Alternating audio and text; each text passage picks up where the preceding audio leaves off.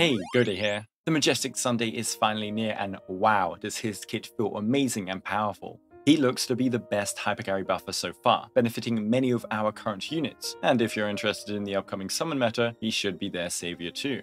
Today, after dinner, I'll be talking about how his kit works and the best ways to use it, as well as playstyles. We'll also go through an Eidolon review with their calculated DPS increase on a carry. After that, I'll show you all his best builds and stat goals, including the best speed to aim for. Teams are at the end, lots of units love this guy. Please consider liking and subscribing if this video helps, and share to others that need help. And now, let's begin.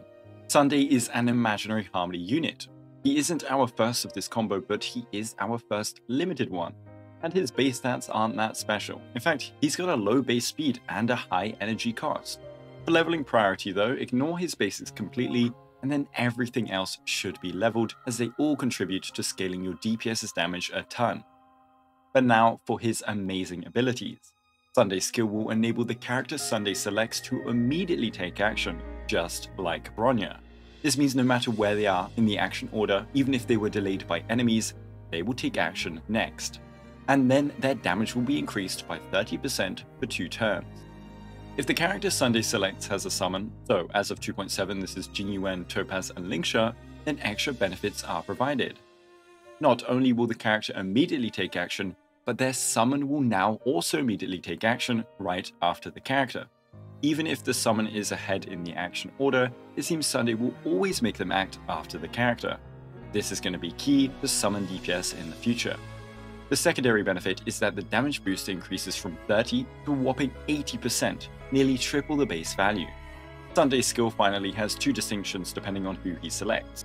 If he uses his skill on the Beatified, we'll get to that just after, he recovers 1 skill point. This means if he always skills said unit, Sunday is at minimum SP neutral, which is massive, and it already puts him ahead of Bronya E1S1 in SP economy in the same -1 speed setup. If he uses his skill on a harmony unit, they will not get an immediate action advance.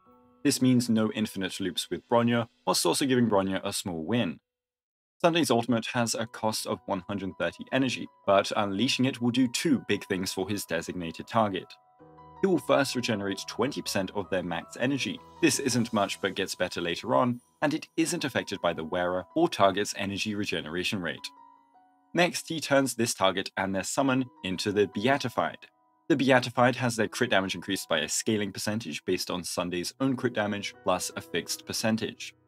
At the start of his turns, this state will be reduced by 1 turn and lasts for a total of 3 turns. This means if you have a 3-turn ultimate rotation, you have permanent uptime on this state and thus on this crit damage. It also means every future skill on the Beatified will return a skill point. His talent then improves his skill, offering up a 3-turn 20% crit rate buff to the target upon using it. Consider this permanent after the first skill use. Finally, his technique is a supportive one. When he first uses an ability on an allied target, they will get a 2-turn 50% damage buff. This is nice for non-summon DPS as it bridges the gap between the 30 and 80% damage buff for the first couple of turns. For summon DPS, enjoy even more damage percent. But that's not enough for Sunday, he had to go and have 3 amazing traces on top of all this. His first Ascension passive makes his ult even more bonkers. Remember that 20% max energy and thinking, that's not that much for a single target. Well now if the energy given would have been under 40, it will now be increased to 40. So pretty much every unit in the game now gets 40 energy from Sunday, and any past and future units with over 200 energy will get more. His secondary Ascension passive lets him regenerate 25 energy at the start of a battle. At 130 energy, or 65 in the start of an endgame mode fight, this puts him up to 90. With a skill that's 120 energy. However, we will naturally be running energy rope on him, and this trace is affected by energy regeneration rate. This therefore ups his starting energy to at least 94.85, and after a skill we are just above the 130 energy for a first turn ultimate. This means he should be able to give a first turn ultimate to any DPS he likes. His final passive will now let him dispel a debuff from the target he uses his skill on. Yoinked that from Bronya, and it is a really good quality of life, especially for a certain summon DPS that loves tanking crowd control effects. His trace bonuses are 37.3% crit damage for his scaling, 18% F-res to maybe help towards stacking it up for immunity, and then some defense. So, totaling all of his buffs and utility before considering any eidolons or light cones, we have a first turn ultimate, which can for sure result in first turn ultimates on a carry, just like with Ting Yuan. A permanent 30 to 80% damage on a unit, which lasts 2 turns and can thus work for action advanced characters, as well as units with off-turn damage and summons.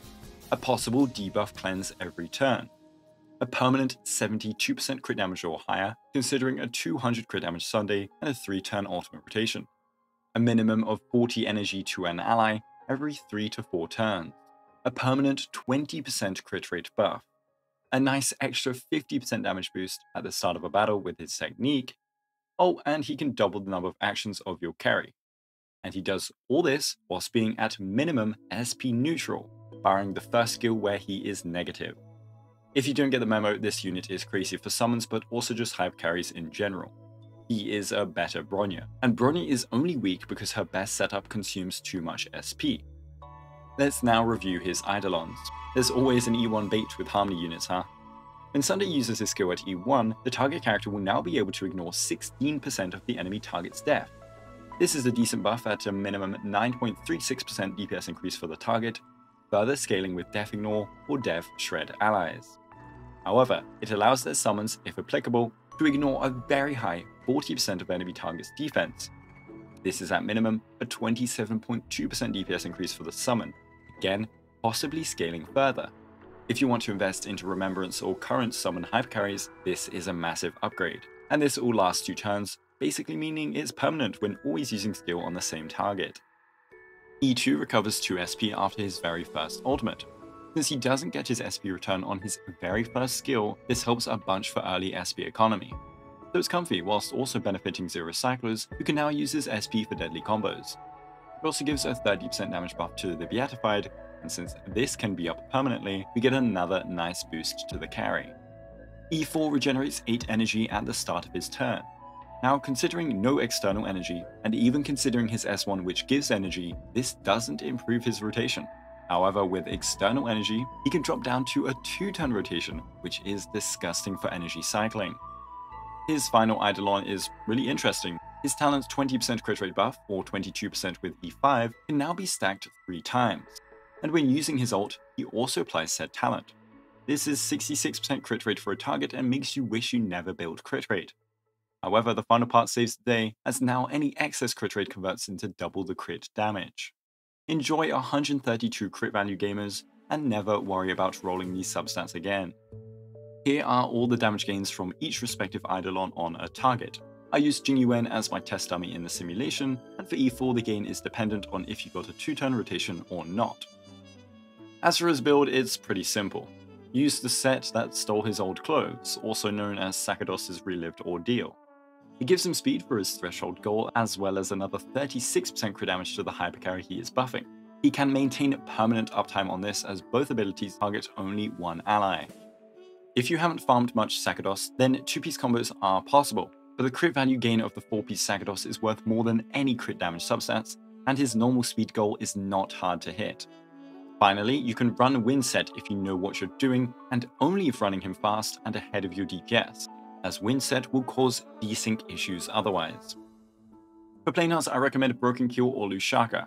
Lusaka is technically a bit better for damage increase for your carry, as he already provides a ton of crit damage. Kill's effect res is a massive help if you want to stack the stat up, which I will be doing personally. Sunday also has a couple dual DPS teams he can make use of, but yeah. Bonwhack is also usable for the Zero Cycle enjoyers that want to see him zoom multiple times and wheelchair your DPS a bunch. For main stats, you should always be opting for a crit damage chest and speed boots, as well as a HP or def orb and energy rope. The only exception would be that his speed boots can be swapped for other boots if you already have enough speed from substats. For a stat goal, aim for a minimum of 200 crit damage. This makes the Beatified gain 72% crit damage and isn't hard to achieve with only 8 crit damage substats and a main stat.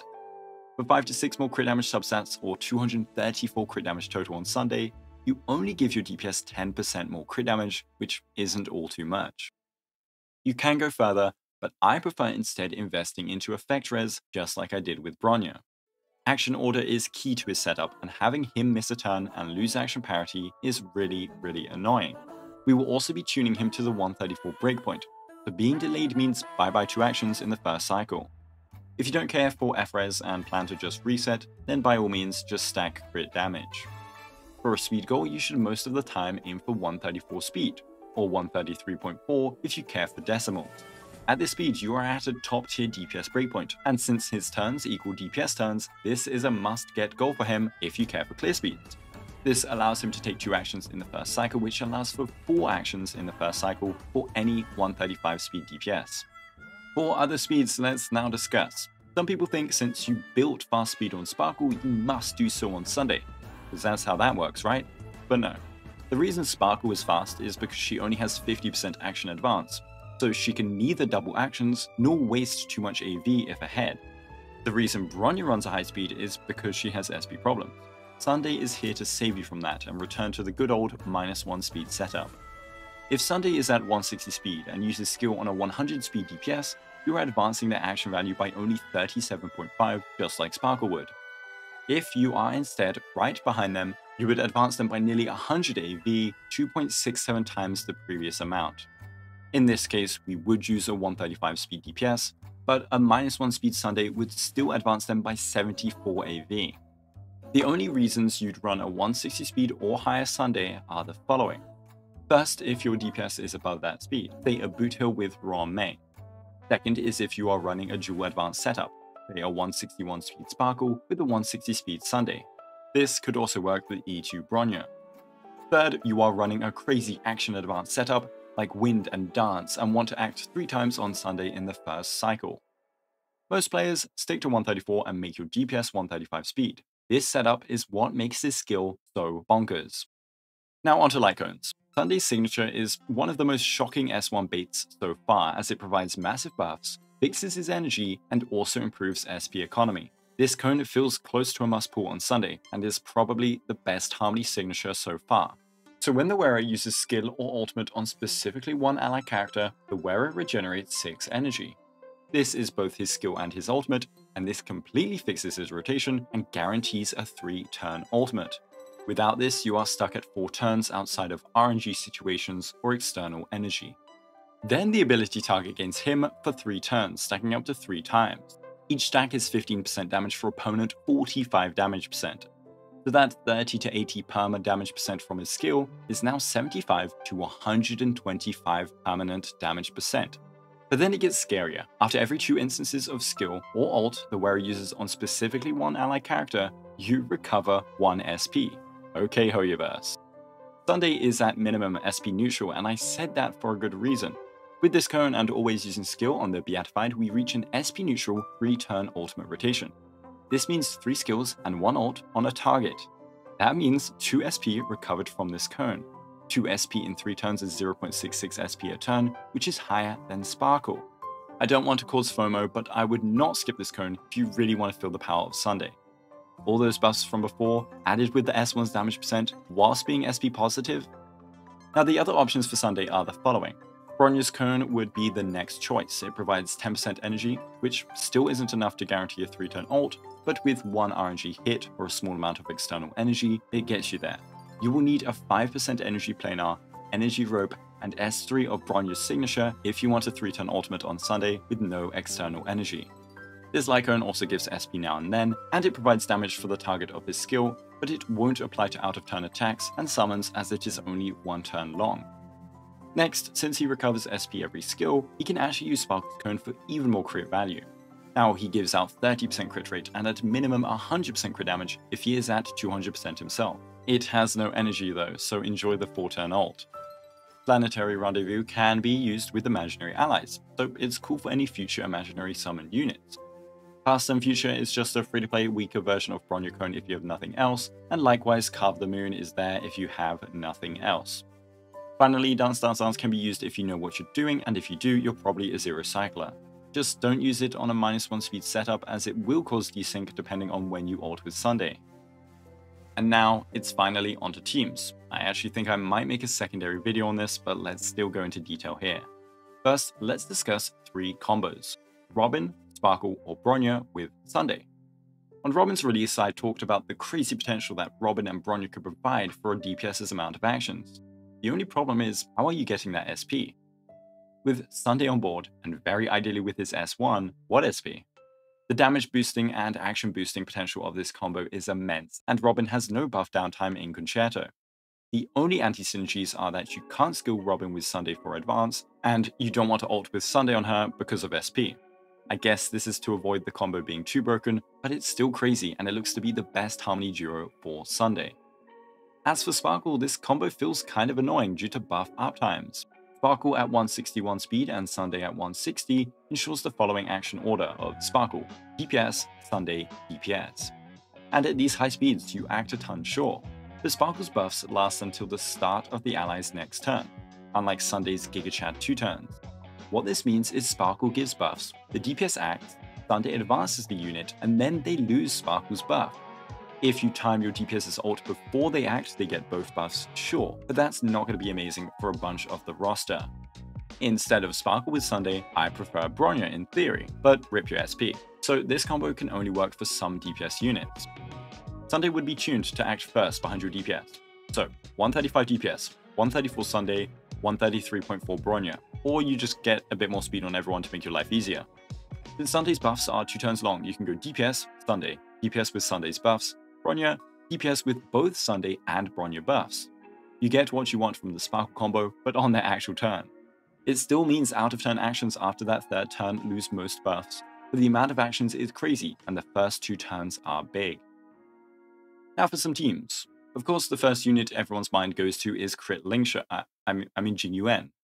Jing Yuan is our only hypercarry summon unit if you are sane and absolutely adores Sunday's kit. His problem of being CC'd is kind of mitigated with his cleanse. His problem of taking way too long for Lightning Lord is completely solved with Sunday's skill. His energy problems are taken care of with Sunday's ult, and your poor relic rolls are taken care of with Sunday's crit rate. Lightning Lord has a minimum of 3 hits. Jing Yuan gives 2 with a skill, 3 with an ult. So he takes the first turn, boosting the hits to 5. Sunday skills him forward and ults. Jing Yuan thus gets a first an ult and then skills, and boosts it to 10. Lightning Lord therefore acts at 75 AV with 10 hits, something you could never before dream of. If Jing Yuan uses his technique, he doesn't even need to use a second skill, and he can basic for more SP economy, or to use Jade's signature for funsies. And remember, he can still take another turn in the first cycle. Without ult, he is still guaranteed to have 7 Lightning Lord hits, as he takes a turn and Sunday doubles it. So Jing Yuan went from having 1 Lightning Lord in the first cycle, or 10 hits of his Lightning Lord, to at least 17. Not to mention the insane hypercarry buffs, boosted by having a summon that Jing Yuan gets. It also means every future cycle will always have a Lightning Lord acting. This now gives us a crazy Jing Yuan team of himself, Sunday, and Robin, and a sustain of your choice. Probably a very SP positive one like Gallagher, and why not add a quid pro quo on him for more fun. You can also do Sparkle, Sunday, Jing Yuan, but I stated the problem of this combo earlier. And a team I really love is Jing Yuan, Sunday, and Jade. Since Jing Yuan couldn't really abuse Bronya's double actions, we didn't really get this combo before. But with Sunday, he could do a 5 charge attack, act again, do another one, and Lightning Lord acts for another 5. 15 charges in an instant, and with the Jade basic that is enough for 2 follow-ups. In the Sunday Apocalyptic Shadow, Jade performed better than Robin in her place, as the extra break power she provides is very OP for this mechanic. Jade is SP positive too, which helps even more with the DPS taking double their usual actions. Jade honestly wins a bunch from Sunday in my experience. Now, even if you don't have a Jing Yuan, Crit Lingsha with Jade is honestly really fun, it does work in pure fiction, and even the Sunday Apocalyptic Shadow. So if you want to try it whilst you wait for Remembrance characters, you have my blessing. At least in my testing, it performed really well. Lingsha is an insane deck collector for Jade and goes further beyond with Sunday. Not only that, Lingsha is a sustain unlike Jing Yuan, which means you can run a dual DPS buffer like Zhao Cho, Robin, or Ron Mei to go further beyond. So versus 5 enemies, we have the following. Lingsha skills, 5 charges. Sunday skills her. Lingsha acts again, gives 5 charges. Yuan acts for yep, another 5. If Lingsha has ult, thanks to Sunday's ult, that's another 5. Yuan can act randomly, for another 5. Robin ults, you do it all again. I keep saying 5, I'm like a weirder version of Jin. As for Topaz, Sunday has anti-synergy with the way his advance works, and she can already get Numby actions a ton, as well as enabling her team to do so. She is also just a weaker hypercarry in general with Sunday compared to our general. She has a summon sure, but that doesn't mean it's an instant OP combo. But Sunday is just a summon buffer, right? Just like Robin is only follow-up centric? Well, jokes aside, if we refer back to the previous buff column, not at all.